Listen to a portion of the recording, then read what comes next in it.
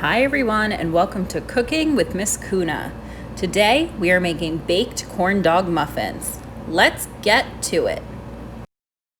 So I have all of my ingredients out and all of my measuring tools. I have my hot dogs, salt, cooking spray, vegetable oil, milk, sugar, cornmeal, flour, baking powder, and in this bowl I actually have an egg substitute that I use since I don't eat eggs, and you can use it for baking. So make sure you have all your ingredients out and ready, and that you have all your measuring tools that you'll need. You'll need a couple of different measuring cups and different measuring spoons. So make sure you read the recipe and see which ones you need. Let's get started. Step 1, preheat the oven to 425 degrees. Step 2 is going to be to spray down your muffin tins with some cooking spray in each of the holes. This will make sure that our muffins don't stick to the sides of our muffin tin.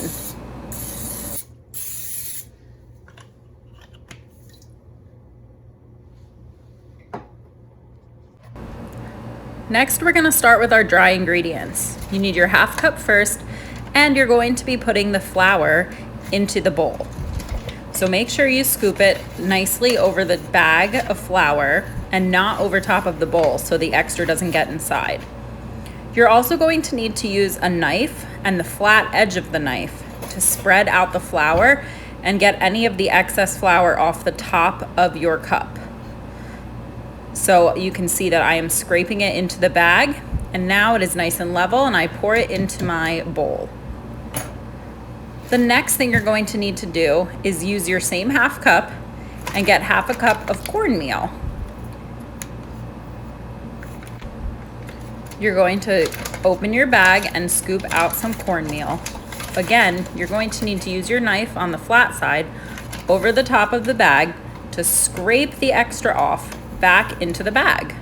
Now you're ready to pour the cornmeal in the bowl. You're going to need a 1/4 measuring cup next, because we're going to be putting some sugar into our muffins. So you're going to do the same thing where you scoop into your bag of sugar to get what you need.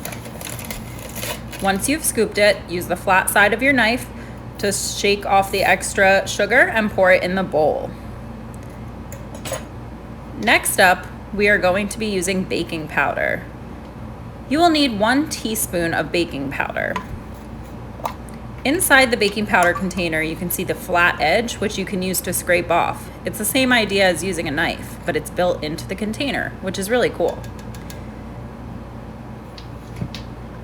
Finally, you're going to use half a teaspoon of salt. When I measure out salt, I'm always really careful because it can come out very fast. That's why when you put the salt into your measuring spoon, you want to do it over top of something like another plate, the sink, or a measuring cup. So I pour the salt into my measuring spoon, and then I use a knife, again, the flat side, to scrape off the extra. We don't want our muffins too salty.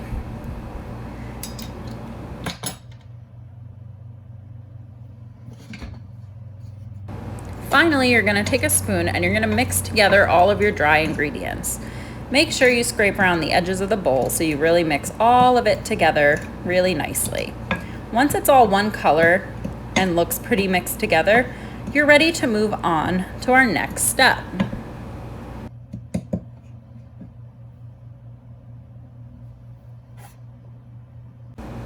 Our next step is to do the wet ingredients. I'm going to be doing them in a separate bowl so I can mix those together as well. First, I'm going to get the eggs that I'm using, which is a different type of egg because I don't eat eggs. I'm going to put 2 tablespoons into my bowl. What you're going to do is you're going to make sure that your eggs are cracked into a bowl and beaten together, and then you're going to put 2 tablespoons of your egg into the bowl, just like I'm doing, except you're using real eggs. Once you've done that, you're ready to move on to the next part. Next, we're going to use almond milk. If you have a liquid measuring cup, what you need to do is use that to measure out a half cup of milk. If not, you can use a measuring cup. It's just better to use a liquid one if you have it. I'm pouring my half cup of milk into the bowl.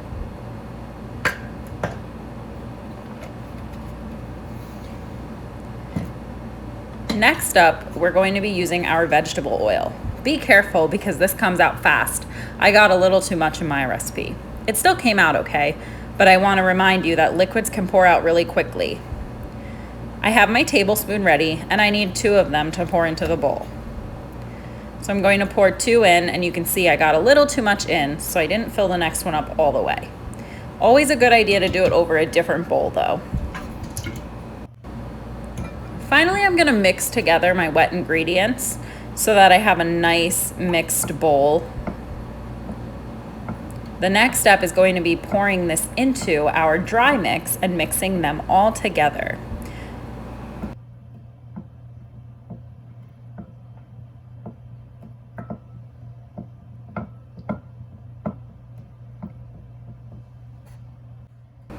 Now we're ready to pour the liquid into the dry ingredients. In a lot of baking recipes, you usually keep the dry ingredients and wet ingredients apart from each other until it's all mixed together on both sides, and then you can pour it into one another.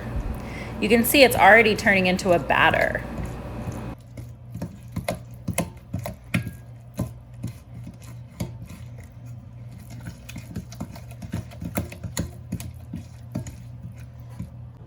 You can see my batter is ready to go. It's nice and mixed together.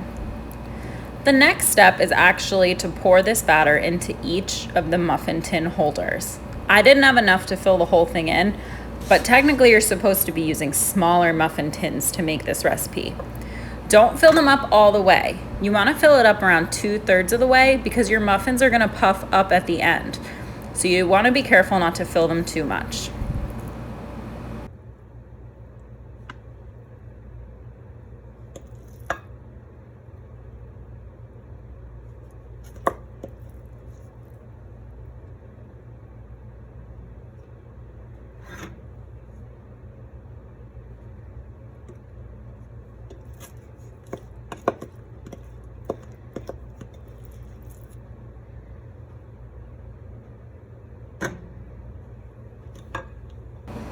Before you put the muffins in the oven, you're going to need to cut the hot dogs into 4 pieces each. I cut mine on a plate with a butter knife because hot dogs are really easy to cut through. It's a good way to practice your cutting skill. Then you're going to put a piece of hot dog into each of the muffins. I only did it in 2 because I don't eat meat and I wanted to be able to try the corn muffin part. Finally, put them in the oven for 8 minutes. And look at that. They are done and ready to go. I hope you enjoy this recipe. Let me know what you think on the recipe review.